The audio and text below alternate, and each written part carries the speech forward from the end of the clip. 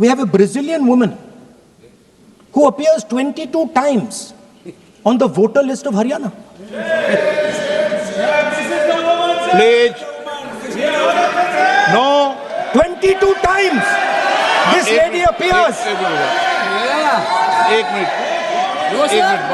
Minute please एक minute.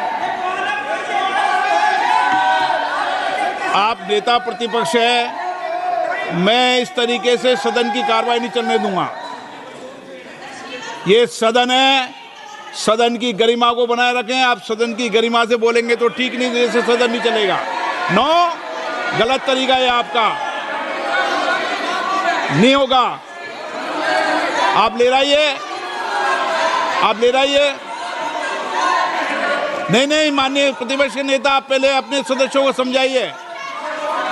नहीं चलेगा, नहीं, ठीक नहीं है। नो, नहीं, बिल्कुल नहीं चलेगा। अगर आप सर माननीय प्रतिपक्ष के नेता, आप अपने सदस्यों को गरिमा समझाइए। सर, बट ये तरीका आप इतने सालों तक यहाँ पर हैं, ये तरीका उचित है क्या?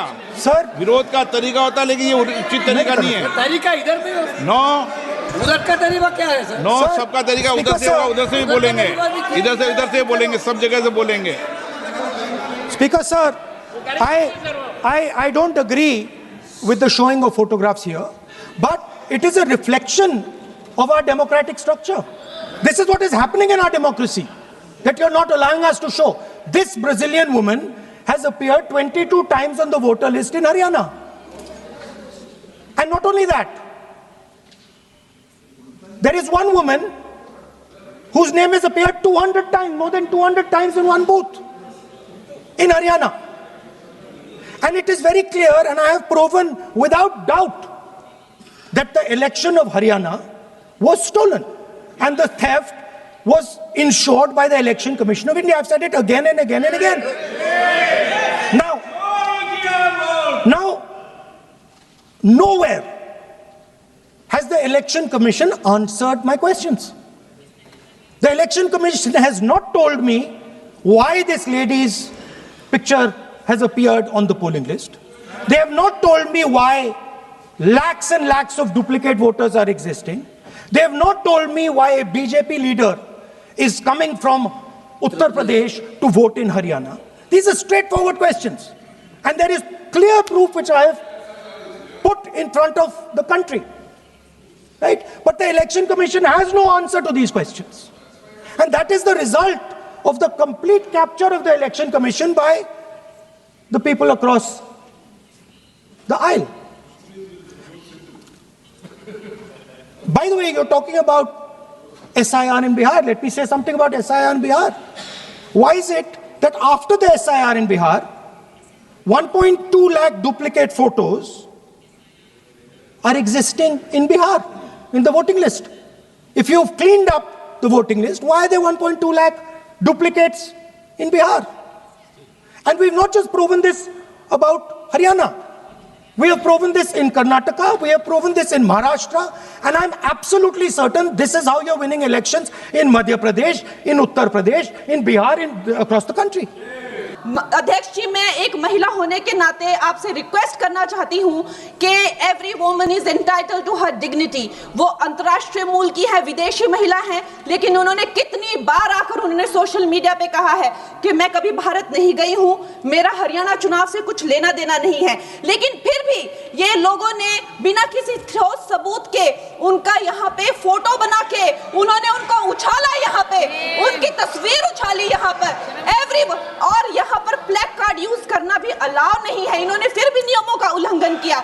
मैं चाहती हूं सबसे पहले तो मैं इस सदन की तरफ से उन महिला से बहुत ही माफी मांगती हूं कि इस सदन में बिना कि उनकी आजकल जो पर्सनैलिटी राइट्स का भी एक बहुत बड़ा क्राइम होता है, उसके उपरांत उनका फोटो यहां यूज किया गया। मुझे बहुत खेद है। भारतीय संसद भवन की तरफ से हम उनसे माफी मांगते हैं और ये देखिए, महिलाओं का हमेशा ये अपमान करते हैं, लेकिन हमारे प्रधानमंत्री चाहे बेटी बचाओ बेटी पढ़ाओ हो, महिलाओं को शौचालय देने से लेकर, महिलाओं को गैस देने से लेकर, महिलाओं को जो है वो छात्रवृत्ति न जाने कितनी ऐसी योजनाएं हैं। कांग्रेस वालों, शायद तुम लोग ये समझ नहीं पा रहे हो, ईवीएम्स हैक नहीं करते हैं प्रधानमंत्री लोगों के दिलों को हैक करते हैं। और ये लोग दुहाई देते हैं कि वो जो पुराने जमाने के दकियानूसी, वो जो चिट कागज पे लिखकर जो मतदान होता था वो सबसे अच्छा था। ये लोग भूल गए वो दिन, आप लोग भूल गए वो दिन। इंदिरा गांधी वर्सेस राज नारायण का केस, उसको जो है इतिहास में the case that shook the nation के नाम से जाना जाता है। उस पर मैंने एक फिल्म भी बनाई हुई है। वोट चोरी और वोटों की धांधली के लिए एक प्रधानमंत्री पे एक साधारण से नेता ने केस किया था और उस धांधली में वो पकड़ी गई थी। हर उनका जो आरोप है उसमें सच सिद्ध किया गया था और रातों रात उनको कुर्सी छोड़ने के लिए कहा गया था और रातों रात जो है उनको ये आदेश दिया गया था कि आगे इतने सालों तक आप कभी जो है वो चुनाव लड़ नहीं सकते। ये धांधलियां इन्होंने करी हुई हैं और ये जो है उस टाइम के बैलेट बॉक्सों को उठाकर ले जाते थे ये लोग और आज कहते हैं कि इनको ईवीएम्स जो है वो हैक हो जाते हैं। अध्यक्ष महोदय जी, मैं इनको याद दिलाना चाहती हूँ, प्रियंका गांधी जी कहती हैं कि छोड़ो पुरानी बातें, हम पुरानी बातें नहीं करेंगे, हम पुराने लोगों के बारे में नहीं बोलेंगे।